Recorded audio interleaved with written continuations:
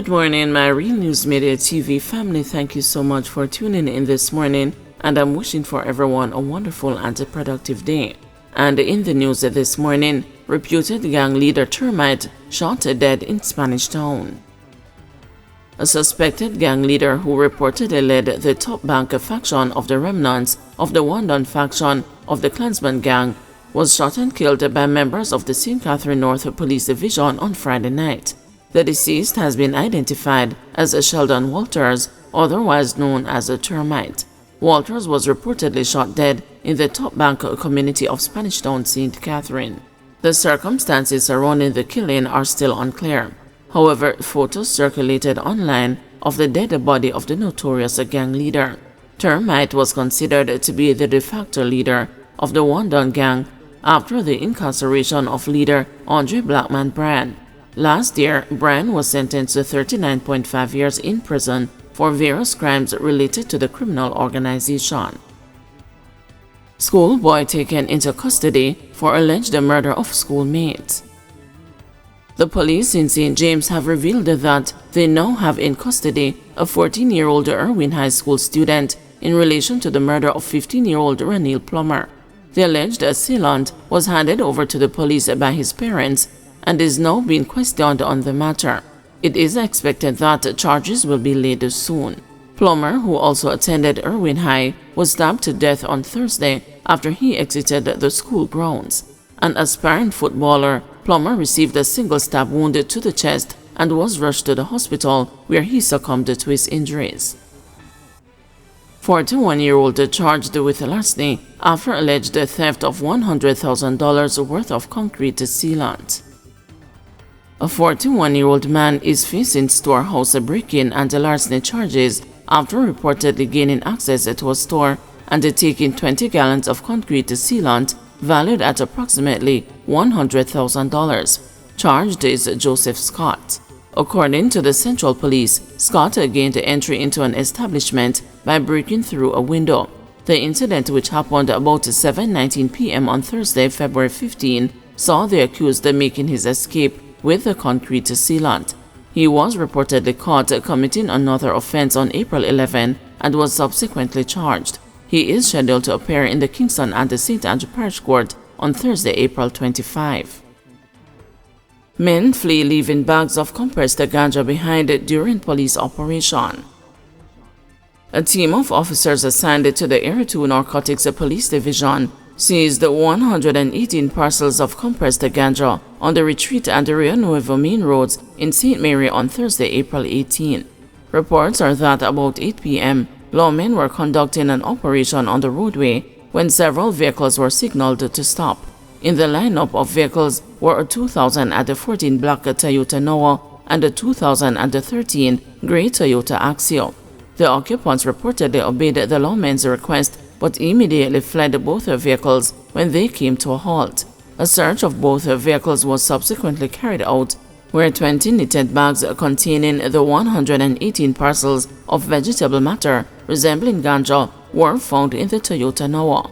The lawmen later intercepted a 2018 white Toyota Corolla Axio, which, based on intelligence, is said to have been the pilot vehicle. The 3 men and 1 woman aboard that vehicle were arrested on reasonable suspicion of breaches of the Dangerous Drugs Act. Investigations are ongoing. Police urge St. James students to find nonviolent ways to resolve conflicts. Following the arrest of a 14-year-old student who was implicated in the stabbing death of a fellow schoolmate at the Irwin High School in St. James on Thursday, police in the area are urging students to find nonviolent ways to resolve conflicts. Speaking with the news after the alleged attacker was taken into custody by his parents on Friday afternoon, Acting Senior Superintendent of Police Aaron Samuels said that a Safe Schools task force has been set up in the hopes of combating the uptick in school violence within the division. A Safe Schools task force has been set up by members of the JCF and is joined by members of the Ministry of Education, principals, guidance counselors, and other stakeholders to ensure that we deal with the issues of violence within schools, he said. In recent times, we have seen where there has been a lot of violence within schools. not just in the St. James Division, but across the country. But for persons within the St. James Division, we are urging you to really ease down on the violence, because we want you to recognize that all the issues you are having can be resolved, said the acting SSP Samuels. He went on to encourage students to think about the consequences resorting to violence can have on their future. There's nothing that we can't sit down and have a discussion and a reason about. We want to urge you to just be careful and look at the implications that situations like these can have on your future, and we want peace to reign within the schools so you guys can have a great future ahead of you, he said. Police in St. James say they are currently conducting interviews with the accused teenager. 15-year-old Ranil Plummer, a 9th grade student of the St. James-based institution, was stabbed in the chest during an altercation as he exited the school grounds. He was rushed to hospital where he later died. PNP ready to go all the way to Privy Council in DPP matter. People's National Party President Mark Golding says that the party is prepared to go to the nation's highest appeal court to defend the ruling against the extension of the tenure of Director of Public Prosecutions, Paul Llewellyn.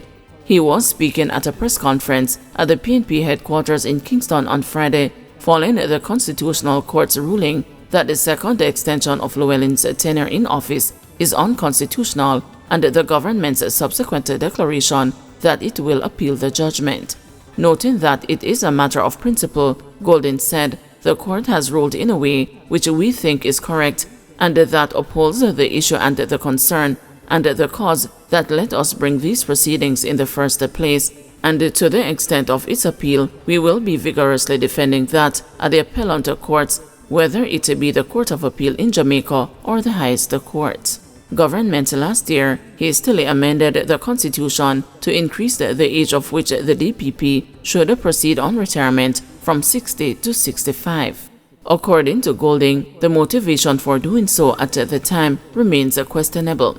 To apply that legislation to an incumbent who was facing imminent retirement indicated that the motivation for doing it and the way in which it was rushed through was primarily about trying to maintain that individual in the office, and I am not going to get into why may have it been the case in terms of what was their thinking as to why this was so crucial. They have said what they have to say on that at the time. I don't find it convincing at all, but I think the way it was done speaks for itself, Golding said. The opposition leader said Friday's ruling should not be reviewed or looked at as a victory for a political cause or political party, but as a victory for the people of Jamaica. Circuit Court proceedings halt following ruling on DPP's tenure.